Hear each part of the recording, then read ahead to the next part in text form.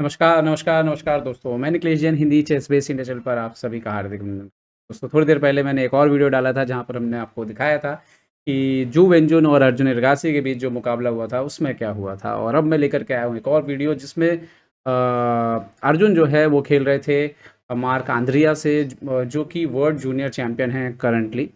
और उनके खिलाफ अर्जुन ने जो है एक और शानदार जीत दर्ज की। तो दूसरी जीत भी ये सफ़ेद मोहरों से आई और 2 गेम अर्जुन ने काले मोहरों से ड्रॉ खेले हैं। एक अब्दुसत्तरोव से उनका मैच ड्रॉ रहा था और एक एंटोन कुर्बोव से उनका मैच ड्रॉ रहा था। तो इस मैच में क्या हुआ था आइए देख लेते हैं। अर्जुन सफ़ेद मोहरों से थे। एक बार फिर से अर्जुन ने संतुलित शुरुआत करी। D4 खेला इस बार, D4, D5, C4, E6, night F3, night यहाँ पर खेला night F6, night C3, C6, solid यहाँ पर ट्राइंगल सिस्टम जो है वो उन्होंने खेला। अर्जुन ने किया exchange variation and then bishop F4 निकाल लिया। बिशप F5 ऑलमोस्ट सिमेट्रिकल सब कुछ नज़र आ रहा था यहाँ पर। और अब अर्जुन खेलते हैं E3, नाइट BD7, H3 ताकि G4 की तैयारी की जाए। बिशप B4 आता है यहाँ पर।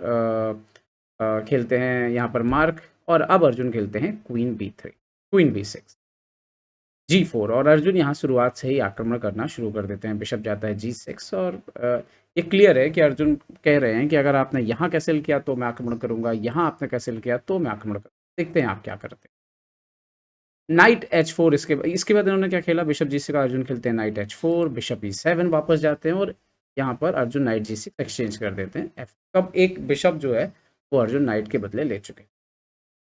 अच्छा, ये पोजीशन पे अर्जुन खेलते हैं F3 और E4 के स्क्वायर को नियंत्रित करते हैं। E4 के स्क्वायर को जो है यहाँ पर कंट्रोल करते हैं वो।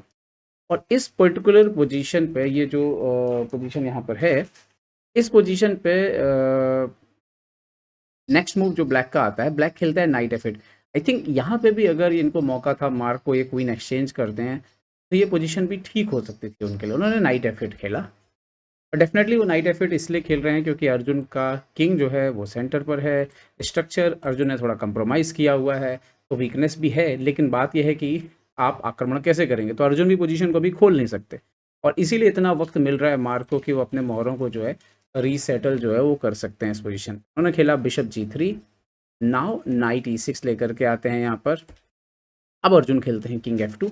अच्छा, क्लासिकल चेस में आजकल जो सबसे बड़ी बात मुझे नज़र आती है, जो अर्जुन, गुकेश या बाकी प्लेयर के बीच का जो डिफरेंस है वो ये है कि आपका कैलकुलेशन कैसा है। पोजीशन तो कैसी भी चल जाएगी, बस इंटरेस्टिंग होनी चाहिए। जैसे ये पोजीशन वाइट के लिए बेटर नहीं है, आप वाइट से खेल रहे हो, 15 चाल में आपको स्लाइट बेटर पोजीशन भी नहीं है, लेकिन इस पोजीशन में पोटेंशियल बहुत है, चांसेस बहुत हैं और पोजीशन इस तरह की है कि इसमें कैलकुलेट बहुत करना होगा। मतलब सही कैलकुलेशन, सही आकलन, सही समझ होना बहुत ज़रूरी है। और मेरे ख्याल से आजकल की ओपनिंग में यही बात सबसे ज़्यादा मायने रख रही है कि पोजीशन जो भी आए उसके बाद किसकी बेहतर समझ है और कौन बेहतर कैलकुलेट कर सकता है। और यही बात अर्जुन के गेम में आपको नज़र भी आएगी आगे। इन्होंने खेला बिशप D8, किंग G2। अब जैसे इस तरह की जो चालें हैं ये निश्चित तौर पर तैयारी का, कंप्यूटर से तैयारी की गई है, उसके बाद ही आप इस तरह की चालें जो है वो बोर्ड पर खेलते हैं।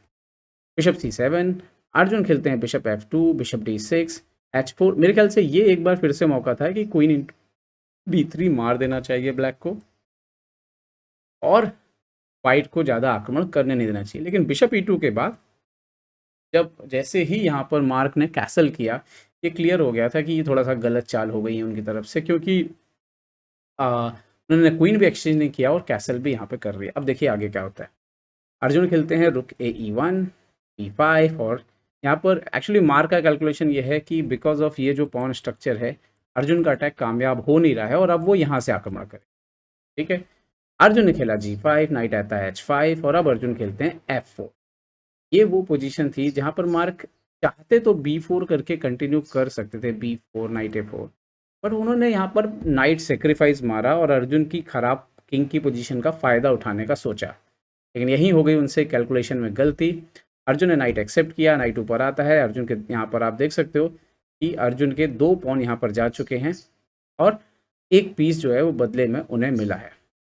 और नाइट आता है D1, रुक आता है यहाँ पर E8, bishop F3। But Arjun के पास जैसे हर चीज़ का समाधान था, कैलकुलेशन एकदम सटीक था, राजा के मेट होने की कोई गुंजाइश थी नहीं। लगातार मोहरे एक्सचेंज होते रहे, पहले रुक एक्सचेंज हुआ, फिर अर्जुन ने बिशप ला के नाइट भी एक्सचेंज कर दिया और फिर एक ऐसा पोजीशन आया जहां पर लगातार मोहरों की अदला बदली के चलते अर्जुन एक पीस अप एंड गेम पे आ गया, जहाँ पे अपोनेंट पॉन अप जरूर है लेकिन उसके एक पॉन डबल है एक साइड।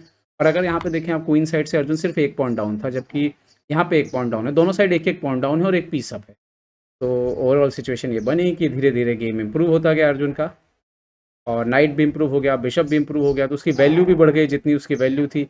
आपके पीसेस बिल्कुल डिसकनेक्टेड हो गए यहाँ पर, और अल्टीमेटली यहाँ पर एक अर्जुन ने पीसेस एक्सचेंज करते हुए एंड गेम में एक बढ़िया जीत दर्ज की, जिस पे मार्क कहीं से भी कंट्रोल में जो है वो नज़र नहीं आए। लास्ट में तो अर्जुन क्लियर पीस अप थे, और मैच अर्जुन ने बिल्कुल टेक्निकल अंदाज में आराम से जीता बिना किसी ट्रबल के, और यहाँ पर मार्क ने रिजाइन कर दिया।